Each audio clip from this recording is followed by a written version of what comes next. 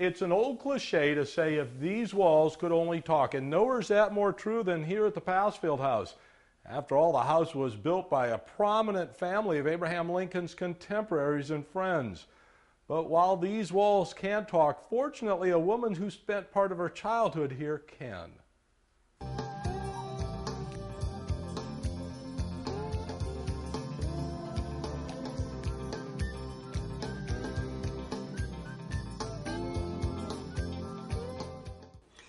Well, Carolyn Oxtoby, you are very interested in historic preservation, and you've been an activist in downtown Springfield and preserving some of the structures down there.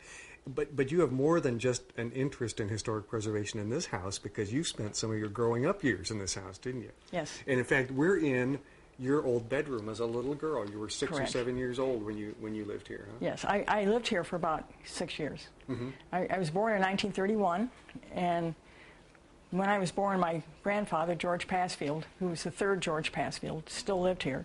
He was still alive. Mm-hmm. Actually, he died just before I was born.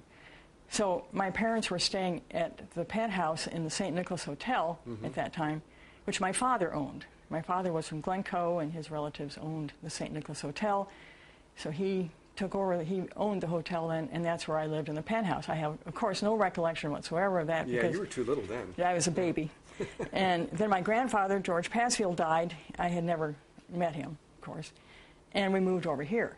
So I was here with my parents, and then 2 years later my brother was born. This was my bedroom, and my brother was right across the hall. Mm-hmm. I went to Hay Edwards School, mm-hmm. which was about 2 or 3 blocks away from yeah. here. And then in 1939, my parents built a house out in Leland Grove, and we moved out there. Mm-hmm.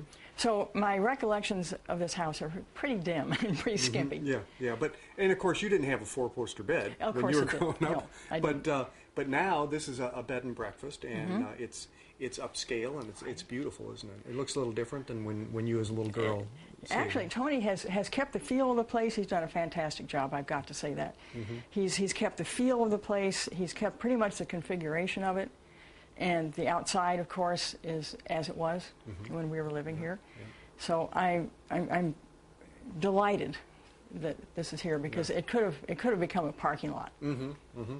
Now, another feature you didn't have when you were growing up is you didn't have your own private bathroom, which the rooms here now have. Yes. But they each have a private bathroom, and those are as part of that was probably a closet or something. There actually was a bathroom that we entered from the hallway here that I guess served both of these bedrooms. Oh, okay. Well, we're going to go that way, and we'll be able to see where the door to the bathroom yeah.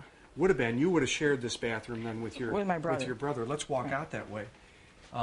Yeah, we're out in the hall now, so that would have been where the door to the bathroom would have been. And then yeah. this is your brother's room here, mm-hmm. and you would have shared that with him, and this was his room. This is his room, yes. Yeah. And this is, again, about the same size as your room. They're sort of twins, mm-hmm. twin rooms. Is your brother still alive? Oh, he's still alive. Yeah? He lives in Florida. And has he seen this place since it's been renovated? He has seen this place since Tony did the renovation, yes. Yeah. Is he pleased with it? Extremely pleased, yeah. yes. We still have several Pasfield cousins who live in Springfield. One lives out in New Berlin, and they have all been here many mm-hmm. times. Mm-hmm. And we're ecstatic, I must say. Now, this house, and what I'm going to do is I'm going to ask you to walk out in the hall with me one more time. This house had a third floor, which kind of doubled as a ballroom. Uh-huh. And then also your maid, the person that took care of you, and the cook lived upstairs. Lived upstairs, And yes. look at the banister and the spindles. Yeah. Will you look how ornate Isn't that amazing? In Carolyn, a third floor wouldn't have been used for much. I mean, as a kid, you wouldn't have gone up there much, but there was what you call a ballroom up there. That's what they called a ballroom, mm-hmm. and I think ballrooms were pretty common mm-hmm. in that era, in houses and in commercial buildings mm-hmm. as well. And it was a place where they had parties, and I think that's where the maid and cook lived, yeah. because they weren't really using it as a ballroom. Mm-hmm. It was never used as a ballroom for dancing when I was around, mm-hmm. to my knowledge. Yeah.